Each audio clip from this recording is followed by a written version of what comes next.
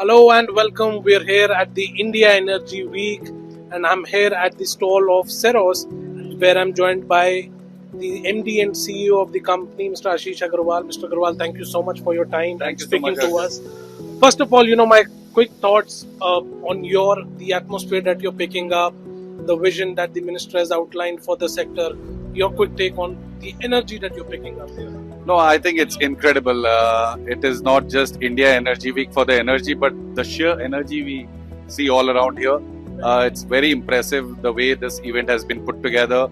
And I mean, rightly in the spirit of what the Prime Minister said at the time of launching the first India Energy Week, that India is the third largest energy consumer globally. And event of this scale is really befitting. It is very, very interesting to see so many global luminaries, companies, CEOs, ministers from all across the world landing up on one stage and really deliberating that what's the right way forward, decarbonization, green, renewable, at the same time balancing it with the energy mix which is prevalent.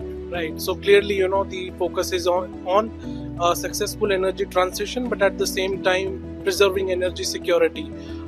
Tell us about some of your operations. When we're talking about decarbonization, what are some of the landmark projects of Seros that are that are on the way, and how the aspects of decarbonization, net zero, sustainability are being integrated in that. Right, as you rightly put, even we heard Honorable Minister Hardeep Puri ji's address that it is a transition process. So it will not happen overnight. It will go hand in hand. And while as a company we are very focused on helping the Indian upstream oil and gas companies to explore more, discover more, and produce more.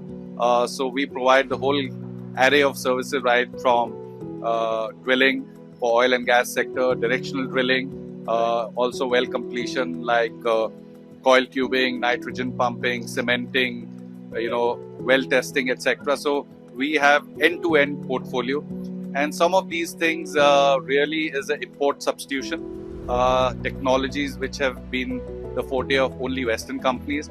Proud to say that we are a homegrown Indian company. We have brought in all this expertise. For example, India's first 3,000 horsepower rig in the private sector, which is capable of very, very deep and deviated drilling. We are soon going to begin a drilling program for 6,500 meters plus, very, very complex deviated wells in the Assam basin. So while we are working towards maximizing the current production, we are also mindful of the transition.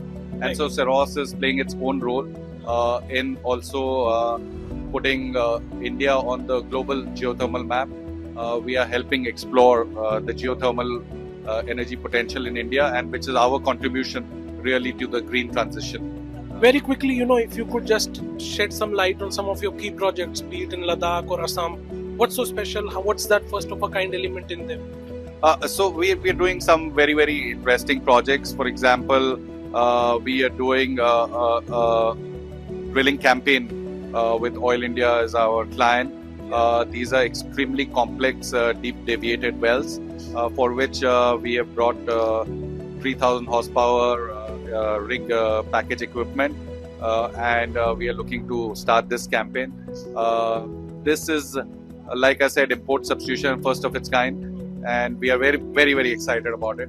Also, in a very remote and difficult region of Ladakh, we are exploring the geothermal energy potential. It has been hugely, hugely challenging because, to mobilize any equipment in that remote terrain, the climate is tough, the weather window is very short, you get hardly 3 or 4 months of work, and it requires tremendous, will to be able to execute something like this. But yes, we are quite excited about it. So my last question to you, you were talking about the opportunities that are being created for this sector. The event saw yesterday the announcement of the 10th round of bidding, right, under the OALP scheme. What are your thoughts on the opportunities that will be open?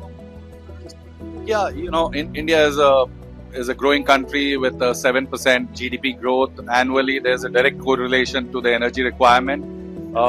It needs more and more of energy as we power up India, and therefore, with new players coming in through the OALP program, there will be a requirement of a lot of services. Right from logistics to infrastructure development to equipment, and so there's going to be tremendous opportunity for Indian startups and companies to be able to tap into these opportunities. And I see this momentum going on for the next decade or so. Mr. Agarwal, thank you so much for your time. Pleasure